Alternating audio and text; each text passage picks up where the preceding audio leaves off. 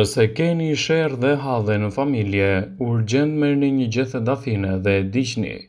Ne po jetojmë në kohë të vështira, me probleme emocionale, vështirësi ekonomike, kriza nga motive të ndryshme që mund të ndikojnë negativisht në shëndetin tonë.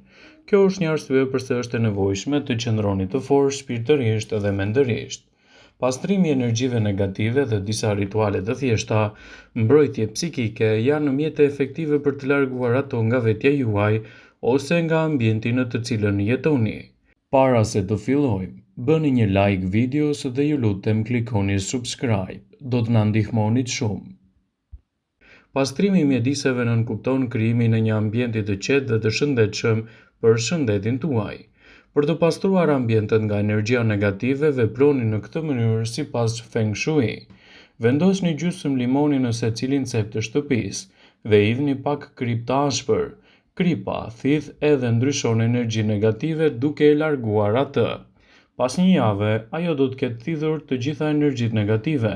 Mund ta përsërisni sa herë që të shikoni se është e nevojshme. Kundër syrit të keq. Vendosni një gotë me ujë në një grusht krip të trashë dhe kombinoni atë dhe mbani në komodinën e shtratit për 3 ditë me radhë. Lëreni gjatë gjithë natës, por ndryshojeni çdo ditë. Kundër fatit të keq. Keni nevojë për një filxhan krip të trashë, një filxhan gjethe-dafine të bluara dhe 3 thelpi hudhër të thata dhe të bluara. Përzeni të gjitha përbërësit, pastaj e spërkasni në të gjithë shtëpinë, veçanërisht në cepa. Të nesërmen e pastroni plotësisht dyshemen duke hequr kështu edhe mbeturinat, ose gjithashtu mund të digjni një gjethe-dafine. Merrni një tas që duron nxehtësinë dhe vendosni në të disa gjethe-dafine. I lini që të digjen plotësisht dhe dyert të shtëpisë i mbani hapur. Kështu, edhe tymi i gjetheve të dafinës do të përhapet në të gjitha ambientet tuaja ku jetoni. Sipas Feng Shui, kjo është një teknikë e cila do të mbajë larg edhe energji negative. Energjia negative që kaplon shtëpinë tuaj ka nevojë për trajtime speciale. Sigurisht që shpesh ju ka ndodhur që të mos ndiheni rehat në shtëpinë tuaj. Kjo ndodh për shkak të energjive të këqija ose syrit të keq që dikush ka mundur të lëshojë në shtëpinë tuaj, citon Bright Side. Ka shumë mënyra interesante se si do të largoni energjinë e keqe dhe një ndër to është të dëgjoni këtë video deri në fund. Për këtë metodë ju duhet krip, uthull e bardhë dhe ujë. Përgatitja bëhet në këtë mënyrë. Përzieni kripën, uthullin dhe ujin në një gotë. Vendoseni gotën në një dhomë ku kalon pjesën më të madhe të kohës dhe e lini të qëndrojë aty për 24 orë. Kontrolloni nivelin e kripës pas një dite. Nëse kripa është e ngritur në majë të gotës, përsëriteni procesin derisa ajo të ulet. Sigurohuni që të pastroni qelçin përpara se ta përdorni. Vendoseni atë në një vend të shtëpisë kur mund të absorboni ndjenjat negative në një mënyrë efektive. Kripa zakonisht përdoret për trajtimet Feng Shui për të larguar energji negative. Për më tepër, ajo njihet për hapjen e poreve pozitive. Kripa kombinohet me ujin dhe një ndër gjërat më të veçanta që mund të bëni në shtëpinë tuaj. Nëse është rritur, e bëni rregullisht. Në shtëpinë tuaj do të mbizotërojë harmonia dhe gjithashtu edhe qetësia të cilën e keni shumë të nevojshme. Jeni ndjerë ndonjëherë që pasi ka hyrë një person në shtëpinë tuaj, keni vënë re se gjendja juaj shpirtërore dhe humori ka ndryshuar nga një moment në tjetrin.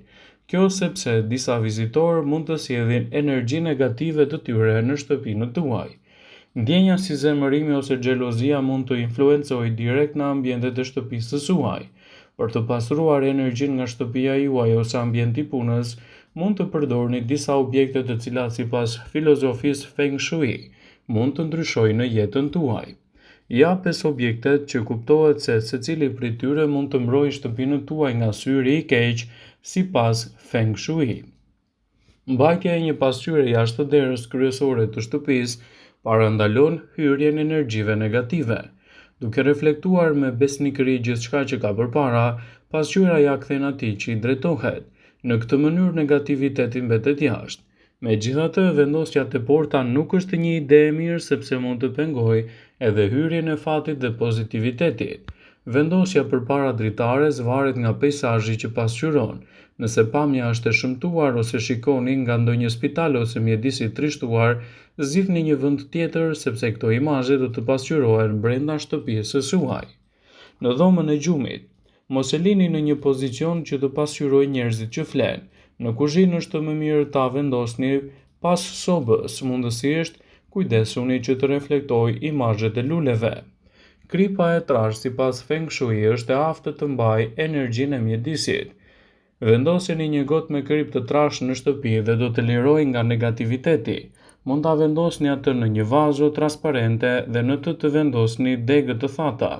Kështu mund ta përdorni edhe si dekor. Kripa simbolizon forcën, pastrimin, rinovon energjinë dhe neutralizon gjithashtu edhe syrin e keq. Tërfili me 4 fletë lidhet gjithashtu edhe me fatin tuaj.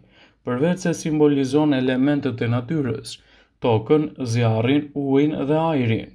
Simbolizon edhe ciklet e plota si për shembull 4 stinët ose fazat e hënës. Sipas përvojës popullore, fati është akoma më i madh kur gjendet rastësisht. Pavarësisht faktit se nëse e keni kërkuar ose jo, mbajtja e tij në shtëpi tërheq dashuri, pasuri dhe bollëk. Nuk do të ketë hapësira për negativitet. Syri i fatit premton mbrojtje për ata që e mbajnë. Kur vendosen në shtëpi, te dera kryesore formon një lloj barriere për hyrjen e energjive negative.